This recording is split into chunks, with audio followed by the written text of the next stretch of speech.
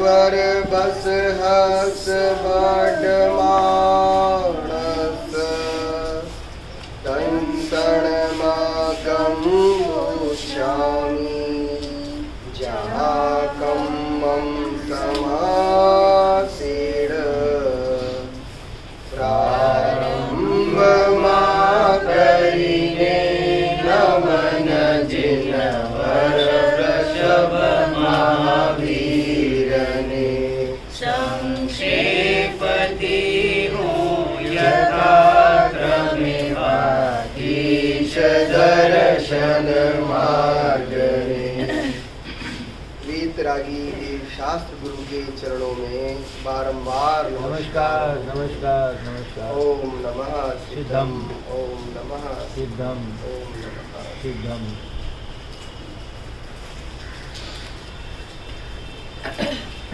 आचार्य भगवंतों की दिव्य देशना का प्रवाह अब दर्शन पाहुड़ जी के माध्यम से हृदय में ग्रहण करने का भाव हमने धारा है। दर्शन पाहुड़ जी जो हमारे दर्शन को पुष्ट करने के लिए ही शायद आए हैं, और शायद क्यों कहूँ, दर्शन का मार्ग तुम्हें कैसे उपलब्ध हो ये मार्गदर्शन देने आए। इसलिए इनका अवलंबन लेकर तुम अपने दर्शन को पुष्ट करना, श्रद्धान को पक्का करना। जीवन में श्रद्धान तो तुम्हारे है, श्रद्धान बिना कोई है क्या? श्रद्धा के बिना, श्रद्धा गुण कौन से जीव में नहीं है? हर जीव में। तो श्रद्धान तो है पर उसका परिणमन सम्यक नहीं। लेकिन जो अभी तुम्हारे पास दर्शन है वो क्या है? मिथ्या है। अब मिथ्या है कि नहीं है, बस इसी का हुआ पो तो हम करने वाले। यदि वस्तु स्वरूप के व्यवस्थित ज्ञान को धारें तो वही परिणमन जो अभी विपरीत चल रहा है सम्यक होने के लिए तैयार है ना। परिणमन को सम्यक करना है तो क्या करो कि जो दिशा है वो बदल दो, तो दशा बदल जाएगी क्या? बिल्कुल बदलने वाली है। दिशा बदले साके तो दशा बदलती ही है। समझ में आया ना? ये वो तुम्हारी ज्योतिष वाली दिशाओं की बात नहीं कर रहा हूँ। समझ में आया? हमारा स्वरूप लक्ष्य हो जाए, जो बाहर की तरफ भागने वाली प्रवृत्ति थी ना वो अंतर्मुख हो जाए। बस इतनी एक मेहनत अपने जीवन में धार लो, क्योंकि बाहर भागने में भागा दौड़ी के अलावा कुछ नहीं मिलने वाला। तो अनुभूति के विषय है अपने। भटक भटक भव की गलियों में क्या पाया? दुखी दुख मैंने दुखी दुख मैंने पाया, पाकर के कुछ बाह्य वस्तुएं निकट नहीं तेरे आया। आज भी बताओ, जिन आराधना करने में सबसे बड़ी बाधक व्यवस्था क्या है विंदेश भाई? बस भैया यहाँ जाना है, वहाँ जाना है, इससे मिलना है, उससे मीटिंग करना है। लो भैया, यहाँ आना मुश्किल हो जाता है, पर कोटि कोटि सत्कृत्यों से प्रभु आ पहुँचा जिन मंदिर में। और अब जो तुम कर रहे हो कि देख देख प्रभु प्रतिमा तेरी हर्ष उमड़ता अंदर में, अंतरंग में वो हर्षित होके आमंत्रण दोगे तो वो भी आने को तैयार बैठा है। समझ में आया ना? इन्हें सम्यक दर्शन का लक्ष्य लेकर हम दर्शन पाहुड़ पढ़ रहे हैं। 36 गाथाएं हैं अब तक की चर्चा में। आचार्य का संकल्प हमको पता है। क्या संकल्प लिया आचार्य ने? जो मंगलाचरण में हमने कहा था, यथा कम्मं समासेन, मैं तुम्हें सम्यक दर्शन को व्यवस्थित क्रम में बताऊंगा, पर जो उसका स्वरूप है वो संक्षिप्त में बता पाऊंगा, क्योंकि विस्तार करूं तो पूरा ग्रंथ भी उसके लिए कम पड़ जाए। समझ में आया? और विस्तार किया है सर्वाधिक, जैसे हमने नवला की बात की थी 72,000 श्लोक प्रमाण। ऐसे सबसे बड़ा ग्रंथ अपने जनागम का जानते हो कौन सा बना होगा?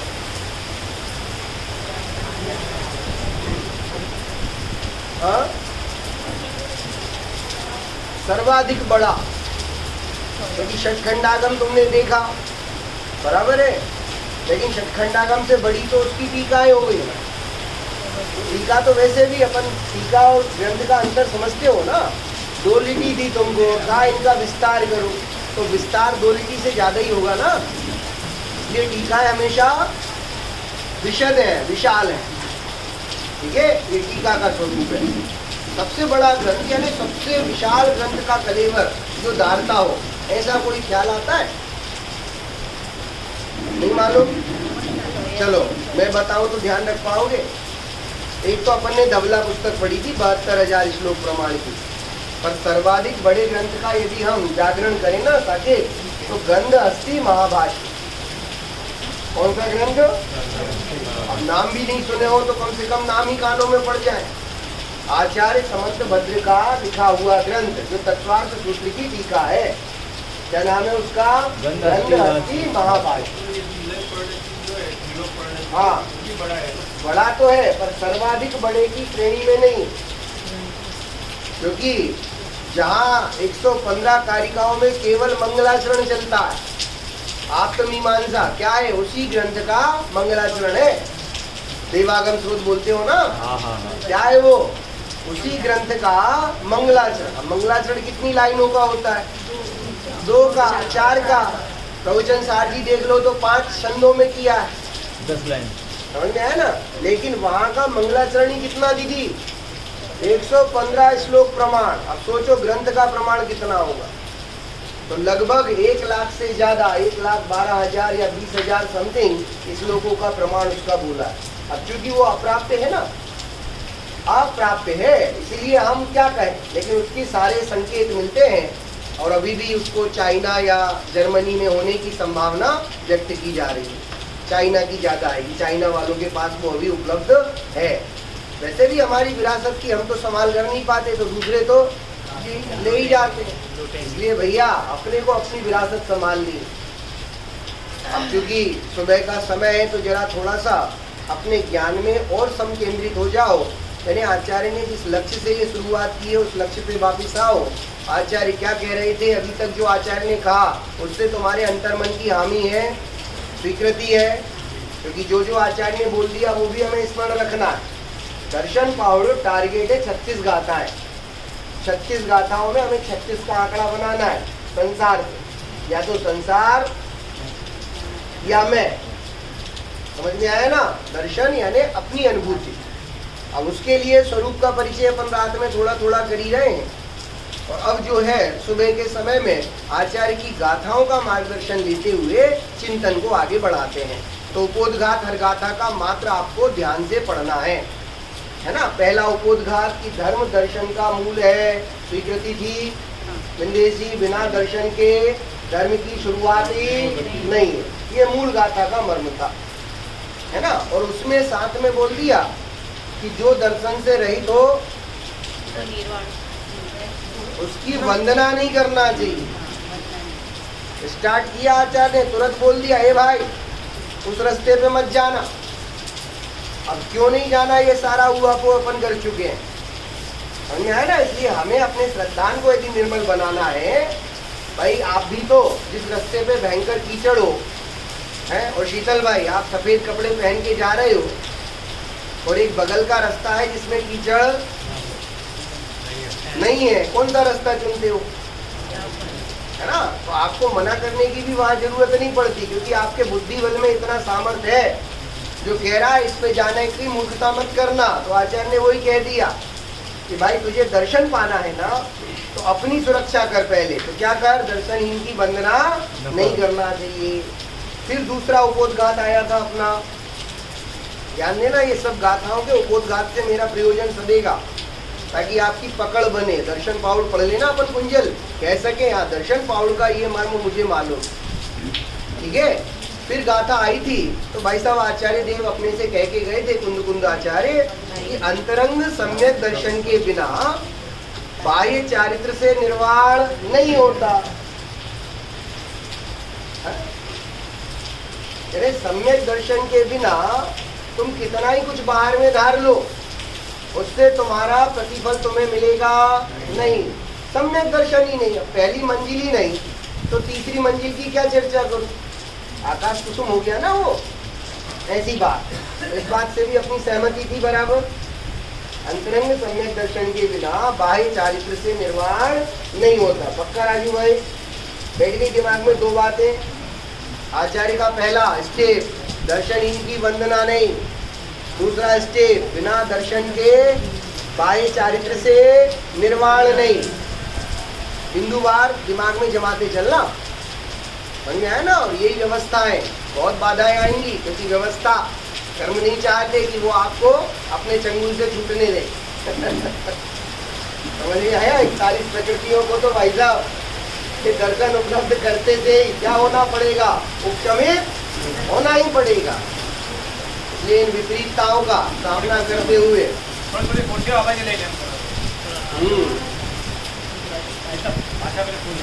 हाँ।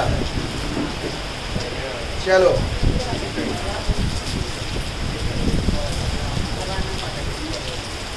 खराब हो गई, पानी आ रहा, बुक खराब हो गई। हाँ, अब यहाँ पे अगली गाथा भी जो आ रही है ना, उसमें सिर्फ स्वीकृति देना। विचार तो करो, आचार्य देव तो करते तपशैल तल वर्षा की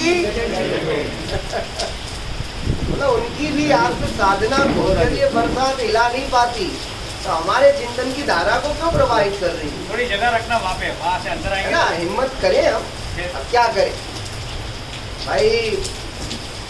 पहले बाबूजी कहते थे, गोयल जी बाबूजी, घोड़े को पानी पीना है ना?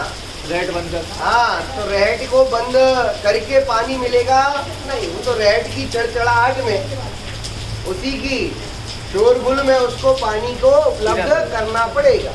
क्या करें, पंचम काल की भूमिका है। रहट बंद करी तो पानी बंद, प्यासा का प्यासा रह जाएगा, दिक्कत भी है। तो आप विसंगतियों से घबराना नहीं, ठीक है। अगली जो गाथा है ना, उसमें क्या बोल रहे हैं राजू दीदी? जो सम्यक दर्शन से भ्रष्ट है। कौन सी? चौथी गाथा। मैं सबके उपोद्घात से आपका परिचय मुख्यता से करा रहा हूँ, ध्यान रखना है। क्या लिखा? जो सम्यक दर्शन से भ्रष्ट है और शास्त्रों को अनेक प्रकार से जानते हैं। शीतल भाई, शास्त्र का बहुत बड़ा विद्वान है, बहुत ज्ञाता है, लेकिन सम्यक दर्शन से भ्रष्ट है, तो वे भी संसार में क्या लिखा? भटकते हैं। क्या उसके भी संसार का अभाव हो पाएगा? नहीं होगा। यानी हर जगह यहाँ पे पूरा अपना फोकस काय पे करना कि दर्शन के बिना तो साहब सब चीजें बेकार दिख रही हैं। फिर मैं कितना ही ज्ञान भी अर्जित कर लूं और सम्यक दर्शन ना हो पाए, क्या होगा फिर? वो तो वही वाली बात हो गई कि मनीष शास्त्री को 100 तरह से भोजन बनाने की विधियां पता है, पर एक भी बार बनाया नहीं है तो भूखा ही मरेगा। समझ में आया? साधना दीदी, ये फैक्ट समझो। ऐसा स्वरूप जानना, तो इसमें भी सहमति है आपकी। गाथा बहुत सुंदर है, देखो, है ना गाथा का। और अब थोड़ा सा एक काम करते हैं, सबको नहीं होता उनमें सबमी की चिंता मैं क्यों करूं? अरे मैं अपनी चिंता करूं तो मैं, क्योंकि एक व्यक्ति मुझसे कहता है, पंडित जी हम स्वभाव में नहीं रह पाते, है ना?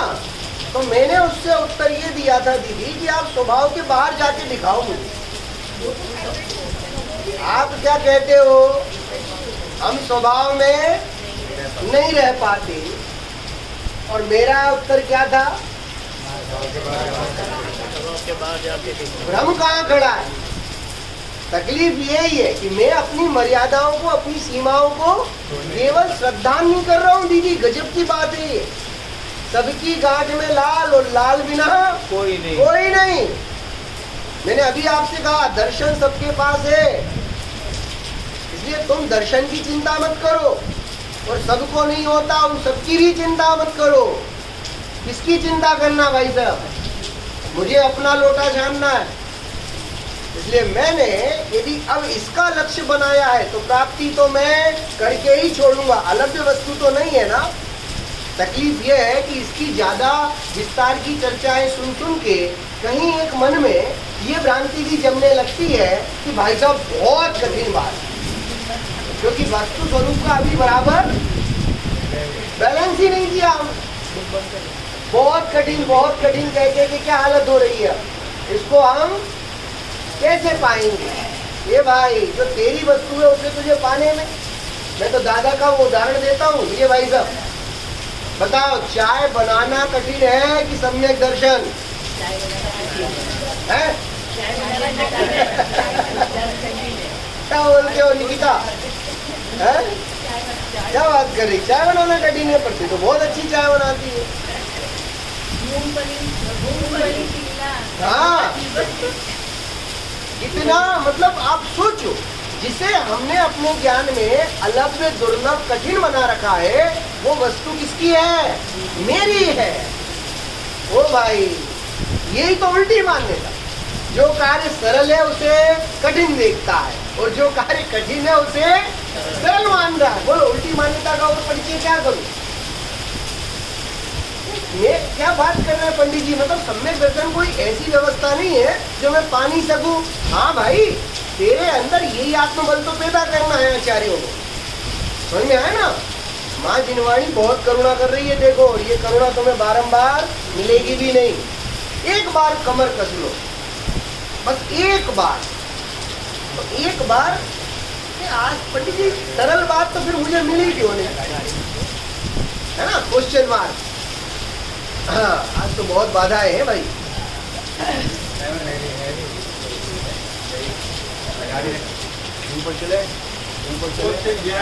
बाधा में सब कुछ साधा है पंडित जी। हाँ, क्या करें? अब ये तो है, पंचम काल में जन्मी क्यों मिला तुम्हें? है?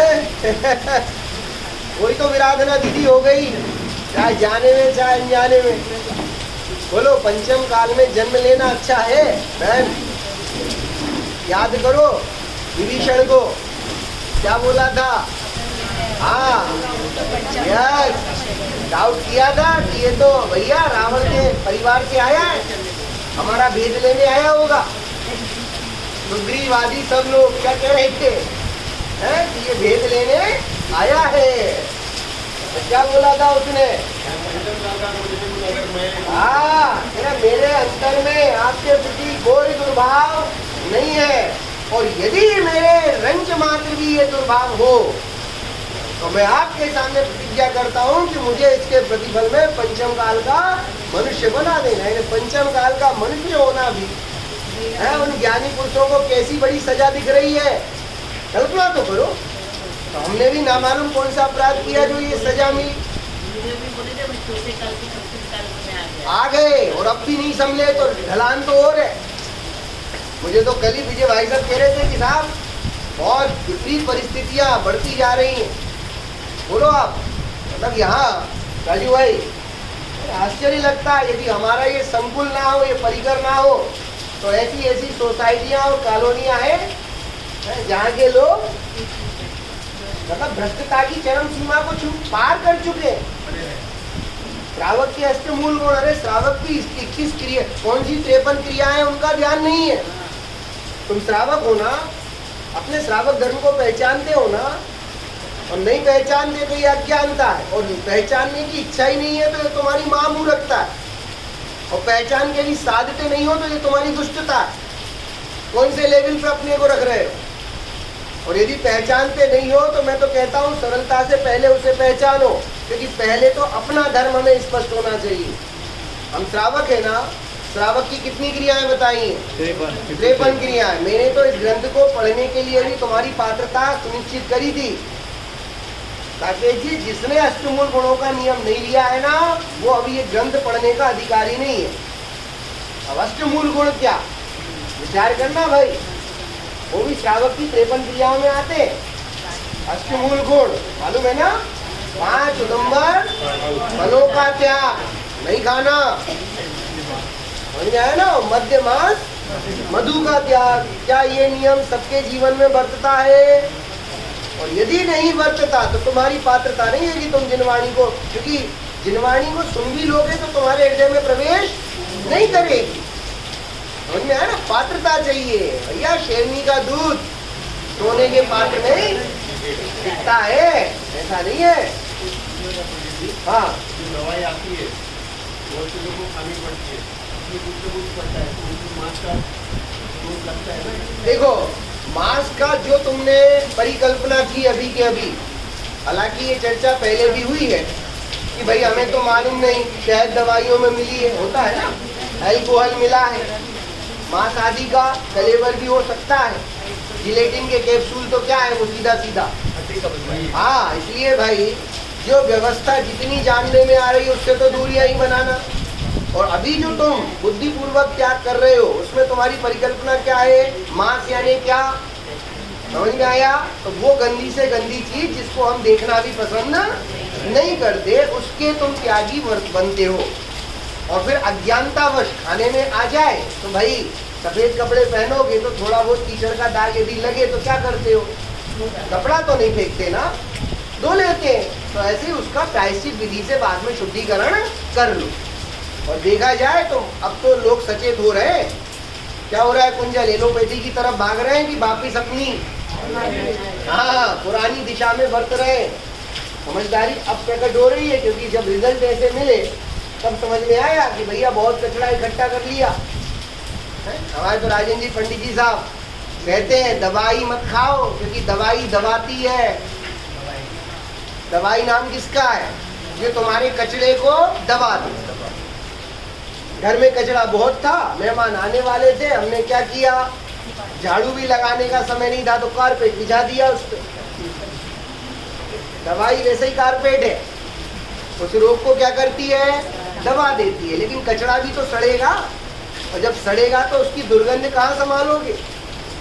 वही स्थिति अपनी बुढ़ापे में बनती है। समझ में आया?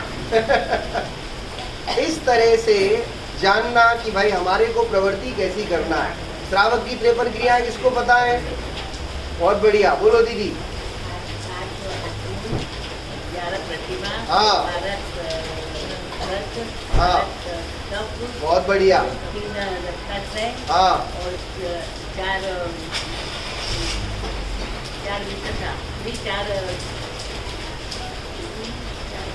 बहुत बढ़िया, बहुत बढ़िया। इतना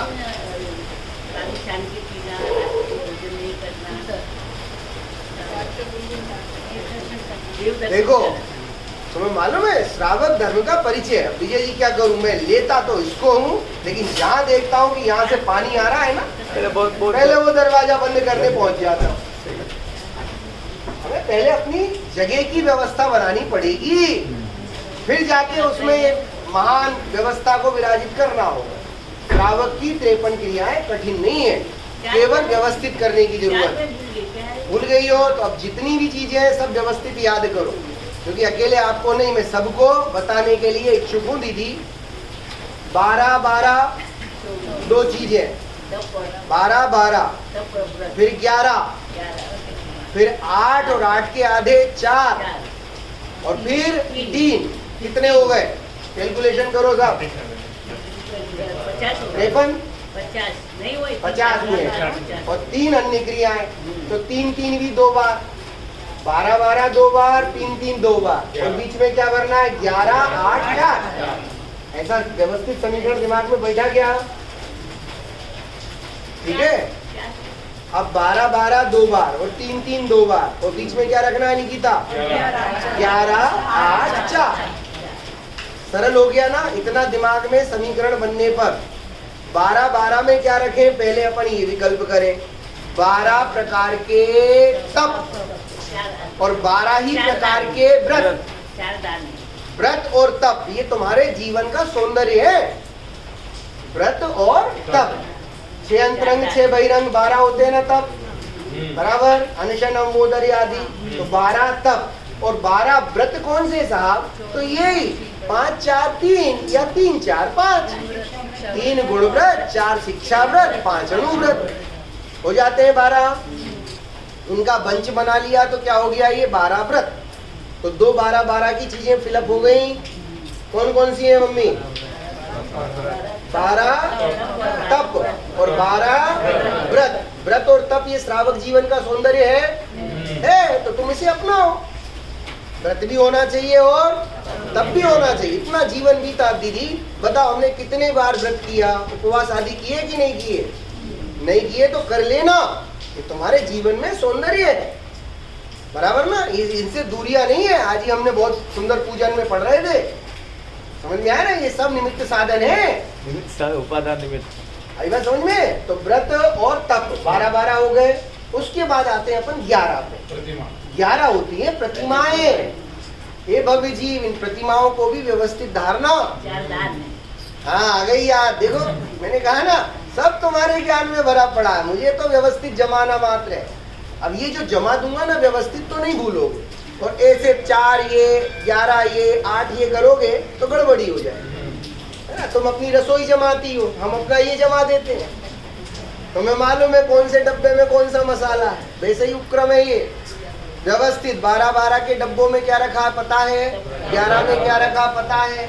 अब 8 जो बात आई वही अष्टमूल गुण जो अभी अभी हमने संकल्प लिया, 8 मूल गुण जो हमारे 28 मूल गुण मुनिराज के हैं, 8 हमारे, ठीक है। 8 मूल गुण, 8 के बाद जस्ट आधे कर दिए थे शीतल भाई, 4 दान, बिन दान श्रावक साधु दोनों लहे नहीं बोध को। हे भवि जी तुझे दान की परंपरा से जुड़ना है। अरे हम तो दान की परंपरा का उत्सव मनाते हैं। कौन है दान तीर्थ के प्रवर्तक? साकेत जी, राजा श्रेयांश। अपने यहाँ कोई श्रेयांश नाम तो नहीं है, वो चले गए। चले गए, अच्छा। हमारे यहाँ तो एक श्रेयांश जी भी हैं। श्रेयांश, राजा श्रेयांश दान तीर्थ के प्रवर्तक, बराबर, ठीक है। अच्छा, तो 8 और उसके बाद 4 दान के नाम तो पता ही है ना, कौन कौन से होते हैं?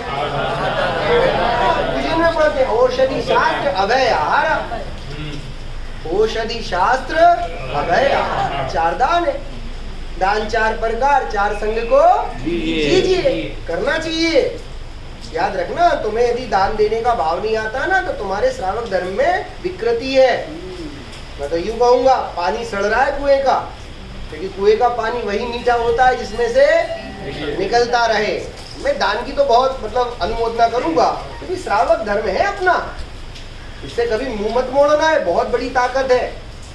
आई बात समझ में? अब इसकी तो महिमा गान में जब करूंगा, किसी समय पे अवसर मिलेगा तो आपको विशदता से बताऊंगा कि कितनी ताकत आती है। एक्चुअली वही तकलीफ वही पड़ रही है विजय भाई साहब।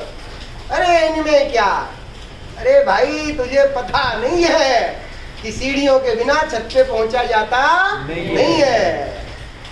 समझना भाई, व्यवस्था अपने को ऐसी बैलेंस में करके चलनी होगी। इसलिए ये 4 दान हो गए। अब 4 के बाद क्या था? 3 2 बार है ना, 3 तो 3 तो सबसे महत्वपूर्ण चीज रत्नत्रय, क्योंकि श्रावक धर्म की सुंदरता भी रत्नत्रय से। अरे सम्यक दर्शन आ जाए तो 4था गुण स्थान, समझ में आया ना। सम्यक दर्शन मतलब पहली क्लास से 4थी क्लास में आना है, तो दूसरी तीसरी के गैप को भी स्किप कर दिया। पहली के बाद कौन सी क्लास में पहुंचता है? 4थी क्लास। कितनी गजब का एडमिशन है ये जिनागम का। ले लो भैया, एक बार इसमें एडमिशन ले लो। पहली को पार करो, कहाँ पहुंच जाएंगे? 4थी में पहुंच जाओ। तो वहां पे आपका रत्नत्रय का प्रारंभ होगा। तो वो सम्यक दर्शन, ज्ञान और चार्य, 3 रत्नत्रय हो गए शीतल जी। अब एक लास्ट 3 में क्या रखें? तुम्हें मालूम है उसकी भी बहुत, क्योंकि जल गालन विधि, समझ में आया? जल गालन विधि और साम्य भाव जो लिखी है भाई, जल गालन विधि, साम्य भाव और नित्य जिनालय जाना। अपन बोलते भी हैं इस पंचम काल में जेनी वो कहलाएगा, दिन में भोजन नित्य जिनालय जाएगा, छान के पानी नित्य जिनालय जाएगा, बोलते ही है ना। तो ये 3 जो अतिरिक्त क्रियाएं हैं वो उनको यहाँ ऐड करना। हो गई 53, 50 और 3 53। ये श्रावक की 53 क्रियाएं हैं। इनका तुम्हारे जीवन में कितना कितना भाई सद्भाव है। छान के पानी पीना हो रहा है ना पंडित जी, वो तो क्या करें, क्या होता है पानी जो है वो तो अब हमारे यहाँ कुएं मुँह थोड़ी है कि हम बिल छानी करें, इसलिए छानने का ही काम नहीं करते। धन्य है तेरी मति। जो आहारदान की बात है, यथार्थ आहारदान भी मुनि महाराज का होता है। हाँ, आजकल तो मुनि महाराज का संयोग नहीं है, तो फिर आहारदान कैसे करें? आहार दान क्या उसमें पढ़ना है? श्रावक धर्म, श्रावक धर्म क्या है ध्यान देना। जो हमारे को दान के संबंध में बिंदेश भाई, समाव शरण में 4 दान होता है कि नहीं होता है? होता है। वहाँ तो कोई भोजनशाला नहीं है, वहाँ तो कोई प्याऊ नहीं है, समझना। समाव शरण में जाने वाला जीव, विचार तो करो, उसको भूख ही नहीं लगती। वहाँ का अतिशय है ना, इस भूख के ना लगने की भूमिका, यानी वो तृप्ति को अनुभवता है, ये दान हो रहा है। और दान भी करने वाले कौन? जिनका समोषण है। ये सुंदर अपेक्षाओं का संसार बढ़ाओ तो समझ में आएगा कि केवल वहां पे चौके लगा के आहार देने का नाम आहार दान नहीं है। समझ में आया ना? कोई व्याकुलित जीव, मैं सच कहूं, विचार करना भाई, कोई व्याकुलित जीव जो अत्यंत क्षुधातुर है, उसके लिए भी यदि तुम कुछ देते हो तो उसकी जो डेंसिटी है ना, वो इस लेवल पे पहुंचती है साकेत। इसलिए मैं किसी एक व्यक्ति के लिए नहीं, और यदि ये मिल जाए तो ये तो तुम्हारे महापुण्य का उद्देश्य। ध्यान देना, क्योंकि श्रावक परंपरा में उत्कृष्ट दान की भूमिका, क्योंकि भाई अतिथि को दान दिया जाता है। हमारी तो तकलीफ ये है कि हमें अतिथि नहीं मिल रहा, सब फिक्स डेट पे। ये फिक्स डेट कुछ नहीं होता, अतिथि को पहचानो पहले। समझ में आया ना? अतिथि जिनके आने की कोई तिथि नहीं है। मानो मैं तुम्हें, भरत चक्रवर्ती रोज बाहर जाके अपनी दृष्टि से 2.5 कोस दूर तक सब पहले देखता था कि कोई मुनिराज मेरे महल की तरफ आ तो नहीं रहे आचर्या के लिए, क्योंकि पहले मैं उनको दूंगा, उसके बाद स्वयं भोजन लूंगा, ऐसी भावना रखता था। ठीक है ना? अब आप महानगरों वालों की तो हम कुछ नहीं कह सकते, क्योंकि यहाँ तो मुनिराज का आना ही क्या है, अपने को दोष लगाने जैसा है।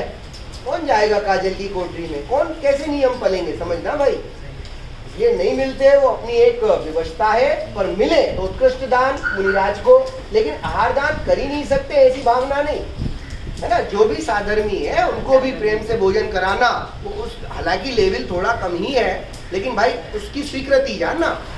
आहार दान समोषण में, अच्छा आहारी दान होता है क्या? और भी दान होते हैं?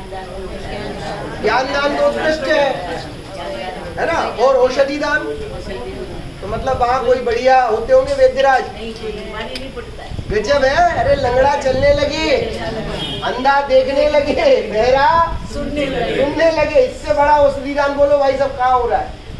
क्योंकि औषधि हम दें, तुम खाओ, फिर स्वास्थ्य लाभ लो, ये बीच की सारी स्टेप तो गायब साकेत।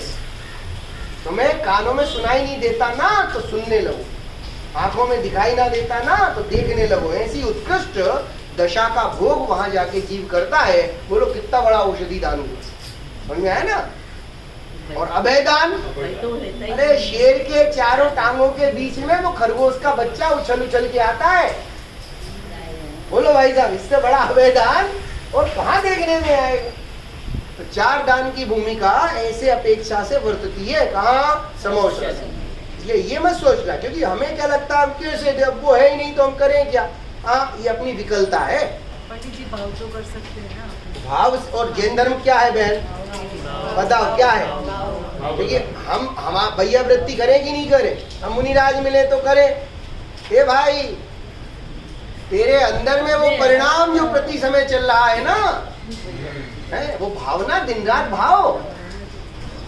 समझ में आया ना? कहने की बात मात्र नहीं है। इसलिए अपने जीवन में परिणामों की ताकत को बढ़ाओ, और भावना भवनाशनी है ऐसा किसी ने कहा है। समझ में आया? बड़े पंडित जी साहब का कथन है, साकेत जी तुम भावना भाव, क्योंकि आचार्य कुंद जिनका ये ग्रंथ अपन पढ़ रहे हैं, क्या किया था उन्होंने? नक्शा बुलवाया होगा कि विदेश क्षेत्र कैसे कैसे जाते हैं। क्यों भाई? चार्टर्ड प्लेन बुक किया होगा। अरे सिर्फ भावना भाई थी, हे प्रभु मुझे ये तत्व की जिज्ञासा का शमन कैसे? और भावना ने क्या दिया? दीदी देखो, समव शरण से 2 देव आ गए क्षण मात्र में, और उनका मार्गदर्शन करके उन्हें लेके गए। भावना बहुत ताकतवर होती है। तो भावना तो भाव, हमने भावना भाई थी यार। हाँ देखो सच में क्यों गुंजल, परिकर ना छूटे, भावना ही तो थी। तुम्हारी भावना इतनी अनुकूलताएं मिलाती हैं, यदि तुम्हारे पास सुपर पावर पुण्य के सामर्थ्य की है तो। ध्यान देना, मैं पुण्य की हेता भी कभी एक विशेष उसमें बताता हूँ, याद रखना भाई। पुण्य है पर कंडीशन अप्लाई। आई बात समझ में? क्योंकि अपने को देखो अतिरेक कहीं नहीं करना, क्योंकि गुरुदेव ने भी पुण्य का विरोध पूरे जीवन में नहीं किया, पुण्य में अटकने का पूरे जीवन भर विरोध किया। मेरी इस बात का सौंदर्य समझ लेना। पुण्य में धर्म मानने का, हाँ, पुण्य में अटकने का, उसे धर्म मानने का गुरुदेव ने जीवन भर विरोध किया। लेकिन ये नहीं कहा कि पुण्य की भूमिका, क्योंकि उसके प्रति हमारी जो उपादेय बुद्धि अटकती है ना, उससे बार बार छुड़ाया, सावधान किया कि ये जीव यहाँ अटक जाएगा। इसलिए मतलब वास्तव में पुण्य बताओ, अच्छा पुण्य अच्छा है वो पाप बुरा है। अच्छा बुरा जब तुम इसमें भी करने लगो तो कल ही मैंने कहा था ना, उपयोग की भूमिका में जानन पने में तुमने क्या मिला दिया, राग द्वेष। क्योंकि पुण्य अच्छा है तो राग खड़ा कर लेते हो और पाप बुरा है तो द्वेष। और व्यवस्था क्या कह रही, अरे इतनी गहरी समझ करनी है तुम्हें कि शुक्ल को भी लेस्या देखो। बोलो शुक्ल लेस्या। लेस्या मतलब क्या होता है, कसाय से अनुरंजित परिणाम। पीत पद्म शुक्ल, कौन सी लेस्या अच्छी ये वाली बात है। इतनी गहरी दृष्टि देने वाला दर्शन विराज रहा है भाई साहब। शुक्ल लेस्या को भी जहां अपने लिए उपादेय नहीं बोला, क्या कहे भाई साहब। ऐसे उत्कृष्ट दर्शन को पाने की कम से कम बैलेंसिंग पात्रता तो अपन तैयार कर लेना, तो कर लेना भाई। तो चलो श्रावक की 53 क्रियाएं आप कितनी देर में भूलोगे, 53 दिन बाद पूछूं? हाँ, क्योंकि मेरी तो आदत बहुत बुरी है, मैंने पहले ही बोल दिया। मनीष शास्त्री जो देता है तो कभी भी पूछ लेता है। हाँ भाई, सिंपल सी बात है, कीमती चीज दे रहा हूं ऐसा थोड़ी ना है, ठीक है ना। इसलिए वो व्यवस्था आप जो धारना उत्कृष्टता से धारो भाई। तो 53 क्रियाएं अब तो कठिन नहीं है ना दीदी? बोलो कौन कौन सी है? 12 12 11 8 4 3 व्यवस्थित जमाए तो कितनी जल्दी, कोई चीज नहीं भूलो, बराबर। और 3 में भरना आ गया है ना। 3 तो रत्नत्रय और लास्ट के 3 बोलो जल गालन विधि को श्रावक की क्रिया बोला है। जल गालन करो। ये जो स्किप कर रहे हैं ना इसको, उनसे मेरा निवेदन है भैया ऐसा मत करो, तुम श्रावक धर्म को छेद वाली नाव कर रहे हो। समझ में आया ना? जल गालन करना, नित्य जिनालय जाना है। मेरे को तो आश्चर्य लगता है, जिनालय में देखो तो है, उसे कोचिंग जाने का टाइम नहीं, जाना है साहब कोचिंग जाना है, सर लेट हो जाएंगे 5 मिनट तो एंट्री नहीं देंगे। ए भाई अपने को अपनी कहाँ पे, क्योंकि जिनके समक्ष जाके दिन की शुरुआत होना चाहिए वहां तेरी बुद्धि क्या है, उसमें हेता वर्तती जा रही। सोचो आज ही पढ़ा अपन ने पूजन, जिन पूजन जो कहे अरे इनसे क्या है कि ना वो भ्रांति में है। जिनेंद्र देव की पूजन करने का अवसर मिले ना कभी चूकना योग्य नहीं। याद रखना कितनी बड़ी बात बोली है, 100 काम छूटे तो छूटे, जिन मंदिर जाने का भाव नहीं छूटना चाहिए। 1000 काम छूटे तो छूटे, जिन मंदिर तो आना चाहिए। और 1,00,000 काम छूटे तो छूटे, जिन पूजा तो करना चाहिए। ऐसा बोला है भैया। तुम्हारे श्रावक धर्म की जागृति करानी पड़ेगी, नहीं तो बहुत विकृति बढ़ती जा रही। समझ में आया? ठीक है। तो अब यहाँ पे हमारा तो हमने एक लक्ष्य ले लिया, दर्शन के बिना श्रावक धर्म भी शोभता नहीं है ना। श्रावक धर्म की क्रिया 53 क्रियाओं में सम्यक दर्शन है क्या कहीं? अभी पढ़ा रत्नत्रय, ठीक है। तो हम भी उसको पाने के लिए पूरा प्रयास करें, लगा दो एक बार ताकत। चलो इसमें इस बात से आपकी सहमति है? देखो चौथे से ही करना था ना अपने को, क्योंकि तीसरे और चौथे में साफ। और तीसरी गाथा तो दंसण भट्टा भट्टा दंसण भट्टस्य नत्ति निब्बाणम। थोड़ा प्राकृत के साथ भी निकटता बरतनी चाहिए। जैसे मैं ये बोल रहा हूँ ना, गाथा ही कौन सी भाषा की है? दंसण भट्टा भट्टा, क्या लिखा है? इसका मतलब क्या हुआ? दर्शन से जो भ्रष्ट है ना वो भ्रष्ट है, वो भ्रष्ट है। क्योंकि दंसण भट्टस्य नत्ति निब्बाणम, तीसरी गाथा देख रहे हो आप ग्रंथ है, दंसण भट्टस्य नत्ति निब्बाणम। क्या मतलब हुआ बहन? जो दर्शन से भ्रष्ट है उनका निर्वाण नहीं है। नत्ति निब्बाणम, कभी निर्वाण नहीं पाएंगे। सत्य महाव्रत के धारी बोलना है तुमसे ये, आई बात समझ में? और सिद्धंती चरिय भट्टा, शीतल भाई क्या मतलब निकला? सिद्धंती यानी सीज जाएंगे। सीजना समझते हो ना? हाँ, पक जाएंगे, नरम पड़ जाएंगे। सिद्धंती चरिय भट्टा, जो चरित्र से भ्रष्ट है वो तो एक बार सीज भी जाए, पर दंसण भट्टा ना सिद्धंती। दर्शन भ्रष्ट कभी सीजेगा ऐसी बात बोल। मतलब तो फिर ठीक है। अरे चारित्र का भी जन्म दर्शन के साथ ही होगा ना। पर ये गड़बड़ी मत करना कि अच्छा बा साहब ठीक है तो हम चारित्र से, अरे चारित्र भ्रष्ट होने की बात नहीं कर रहे। तुझे तो चारित्र के नीचे भी दर्शन को खड़ा करने की बात कर रहे हैं। आ रही ये बात समझ में? क्यों प्राकृत कठिन है क्या? नहीं है ना, सरल है और बहुत इजी। मतलब इसको निकटता देखो, माँ की बात समझना हो तो माँ के इशारे भी समझ में आ जाने चाहिए, क्योंकि अपनी जिनवाणी माँ जो कह रही है और माँ की बात कोई दूसरा समझाए तो समझ लो दूरियां है। क्या समझे? माँ की बात समझ जाता है। बच्चा पिक्चर देखने गया था, रात का शो, माँ इंतजार कर रही थी, बोलते हैं ना दादा जा एक और देखिया। हाँ, और जब वो आया तो माँ गुस्से में बैठी थी साकिब, तो बोल दिया अच्छा इतनी लेट आया है, कहाँ गया था? पिक्चर देखने गया था। पिक्चर देखने गया था, जा एक और शो देखिया। ये ले रुपए। और बच्चा अरे इशारों की भाषा समझे भाई। हमें माँ की साथ निकटता बरतनी है ना, तो प्राकृत थोड़ी सी आनी चाहिए। बताओ कहाँ कठिनाई लगी इसमें, है ना? ऐसी सरल गाथा है। मैं तो वास्तव में गाथाओं के अर्थ की तुम्हें बताऊं ना तो तुम्हें ऐसा लगे ग्रंथ तो हम ऐसे पलट लेंगे शीतल भाई, सरलता से। और सरलता का बोध ही कराना है मुझे, बाद में करेंगे अपन व्यंगावलोकन के बाद सिंगावलोकन, ठीक है? चलो एक चीज और, चौथी गाथा क्या कह रही थी? सम्मतरयण भट्टा जानता बहुविहाइम सत्ताइम आराहणा विरहिया भवन्ति तथैव तथैव सम्यक् त्वरत्नवीण जाने शास्त्रबहुविधने भले फल शून्य छे आराधनादि एति त्याने क्या भवे। बोलो जरा इसके प्राकृत के अर्थ की तरफ आओ। पढ़ लिया ना दोनों लाइनों को, है?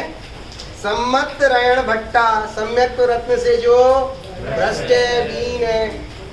जानता बहु विहाइन सत्ताइन, लेकिन बहुत सारे शास्त्रों को जानते हैं। सरल हो रहा है ना, है? तो आराधना विरहिया, वो आराधना से विहीन भमंती, भटक रहे। तथ्येव तथ्ये इधर उधर, यानी कितने ही शास्त्र जान लेना, लेकिन यदि दर्शन को उपलब्ध नहीं किया तो ये शास्त्रों का जानना भी तुम्हारे लिए कार्यकारी नहीं होगा। मतलब दर्शन की ताकत को बढ़ा रहे। सरल है ना, स्वीकृति है। दर्शन के बिना क्या शास्त्र ज्ञान भी कोई हाँ कार्यकारी नहीं है। तुझे तेरी बुद्धि में श्रद्धान होना चाहिए, समझा है ना? ये श्रद्धान की ताकत अपनाओ, क्योंकि एक कहानी भी आती है, बहुत प्रसिद्ध कहानी है। गुरुकुल से में बहुत कुछ सिखाया जाता था, इतना गहरा ज्ञान दिया जाता था कि निष्प्राण वस्तु में भी प्राण कैसे डाले जाएं ये भी बता दिया जाता था। समझा है ना? कह रहे हैं ना, केवल ज्ञान होना सा नहीं, उसके साथ साथ श्रद्धान का, यानी अपने समझ का भी पावर जरूरी है। अब दो शिष्यों ने वो सारी विद्याएं अर्जित करके जब अपने गांव जाने लगे तो जंगल से गुजर रहे थे। जंगल में उन्होंने देखा कि एक हड्डियों का ढांचा पड़ा हुआ है। तो उन्होंने कहा कि भाई ये हड्डियों का ढांचा है किसका? तो कहा अरे ये तो बाघ का ढांचा है। देख करके ये भी पता लगा लिया, देखो ज्ञान की विशदता। काय का ढांचा? बाघ का है। शेर, बाघ, टाइगर, क्या बोलते हो? हाँ टाइगर, क्या भले चिमाजा पकड़ा नहीं पड़ी तो हाँ शेर का ढांचा। अब क्या किया जाए? तो उन्होंने कहा चलो भाई निकल चलो यहाँ से। पर दूसरे को अपने ज्ञान का अजीर्ण था। उसने कहा देख भाई अपन ने इतना सीखा है, अपन एक काम करते हैं, यहीं पे पहले प्रयोग करते हैं, टाइगर को जिंदा करते हैं। उसने कहा भाई देख ऐसा मत कर, श्रद्धान के साथ ज्ञान कार्यकारी है। अकेला ज्ञान होगा और समझ नहीं होगी तो तू मरेगा। कहानी का अगला हिस्सा तो तुम स्वयं समझ सकते हो। दूसरे शिष्य ने कहा भाई यदि तुझे अपना विद्या का प्रयोग यहाँ करना ही है तो पहले मुझे पेड़ पे चढ़ जाने दे फिर तू कर लेना। और उसने प्रयोग किया और कहानी कहती है कि स्थिति ऐसी बनी। मतलब ज्ञान कितना ही अर्जित कर लो, श्रद्धा के बिना वो ज्ञान सहकारी नहीं है। आई बात समझ में?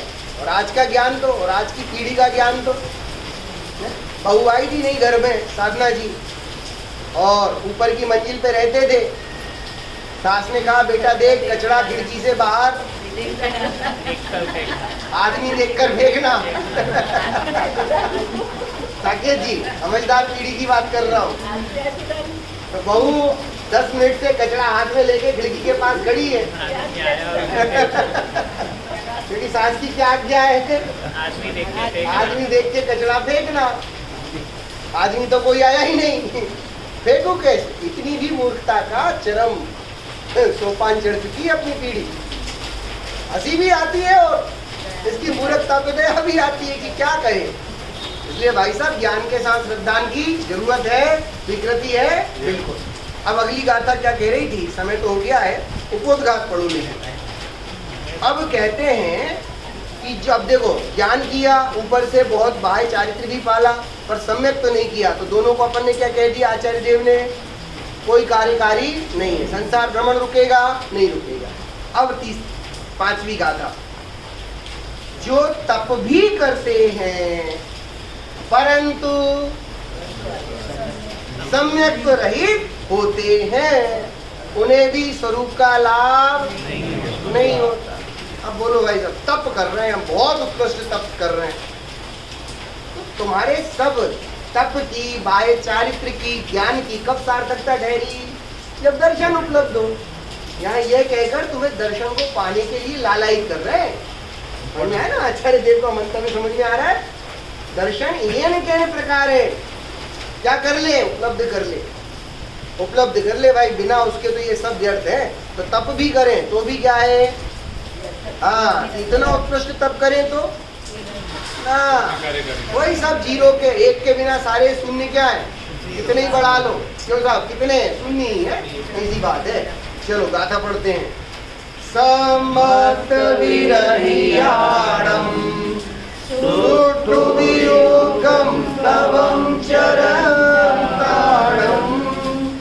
नरन्ति गोहिलाहं अविवास सहस्रकोटिं। क्या बोल दिया? कुछ समझ में नहीं आया। केंद्रित करो उपयोग को, अभी समझ में आएगा। नहीं तो अपना गुजराती का एक बार पद्य पढ़ लो, पढ़ो। साम्यत्वेन जीवो भले तपो प्रदोषो आचरे लक्ष कोटि वशमाये बोधि लाभ नहीं भरे।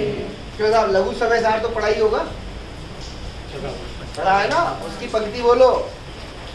लघु समय सार में भी ये बात आई है। कोटि वर्ष तप तपे ज्ञान बिन कर्म झरेंगे, ज्ञानी के चिन्ह माहि त्रिभुक्ति ते सहज टरे। कोटि जन्म तप तपे, समझ में आया ना? वहाँ ज्ञान के लिए बोला, यहाँ पे दर्शन के लिए मुख्यता से बात बोली जा रही है।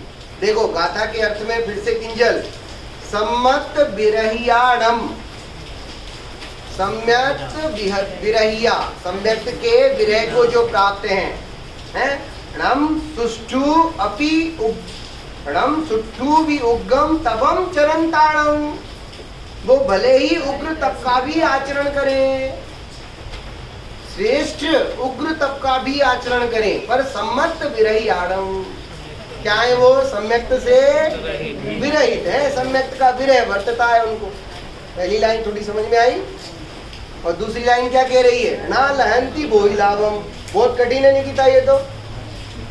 ना लहंती बोहिलावम का मतलब ना यानी नहीं, लहंती यानी लहते हैं, प्राप्त करते हैं, बोहिलाम यानी बोधि का लाभ। हाँ, बोधि समाधि निधान, समझ में आया ना? वो ना लहंती बोहिलाम और अविवास सहस्र कोटिम, और सहस्त्र कोटि तक, सहस्त्र वर्षों तक क्या करते हैं? सहस्त्र मतलब 1000, सहस्त्र, और कोटि मतलब करोड़। करोड़। भाई सब समझना, शत यानी 100, सहस्त्र यानी 1000, कोटि यानी मतलब 1000 करोड़ वर्षों तक भी क्या करते हैं? वो भटकते रहते। कौन? सम्मत विरहियाण, सम्यक से जो विरहित है। सम्यक की इतनी ज्यादा जरूरत है शीतल जी, क्या लगता है? बिना सम्यक के मैं जो कुछ कर रहा हूं सब व्यर्थ है। सोचो, ये बात तुम्हारे अंतर से ऐसा आपको प्रज्वलित कर दे, सम्यक को पाने के लिए इच्छा जगा दे, प्यास जगा दे कि अब उसके बिना तो चलेगा ही नहीं। ये पूरी की पूरी थीम तैयार हो रही। समझ में आ रहा है? इतनी सारी गाथाएं हो गई, लेकिन हर गाथा में मेन सेंस क्या निकला? सम्यक तो उत्कृष्ट है। बिना सम्यक के मैं बहुत सारे ग्रंथों का ज्ञान कर लूं तो कार्यकारी है, बहुत उत्कृष्ट अवाय आचरण कर लूं तो, और बहुत सारा उत्कृष्ट तप भी तप लूं तो। ये गाथा है ना, सरल थी तो मैंने स्किप करके सरलता से आगे बढ़ गया। और हिंदी काव्य, वो गुजराती काव्य समझ में आ गया ना, कितना सरल है, भाषा सरल है बहन। कठिन लगे तो बताना। और सहमति है, क्या आप भी कह रहे हो ना? नहीं, क्या ऐसा तो नहीं लगता ना? नहीं, बहुत अच्छा उग्र तप करूंगा तो मुझे मोक्ष मिल जाएगा। क्यों जी? तुम्हारे ही आराध्य हजार साल तक है, कौन सा वाला आसन लगा के सोचो खड़े रहे है। अभी आगे आएगा जिन कल्पी स्थविर कल्पी मुनिराज, जिन कल्पी मुनिराज की बात है। सोचो, स्थिर एकदम कोई, लेकिन उग्र तप भी किया तो भी जब तक यदि दर्शन से रहित रहे तब तक उनका कार्य नहीं। ऐसी वाली बात है, ठीक है ना? तो यहाँ तक सरलता से आए, कोई दिक्कत तो नहीं। चले आगे, तो अगली चर्चा को अपन शाम को उठाएंगे। यानी कितनी गाथाएं हो गई भाई? 5 हो गई, 6 लगा लेना, ठीक है? और छठी गाथा तो छठी है छठी का रेट बराबर। चलो, दिनवाणी स्तुति करेंगे। निजे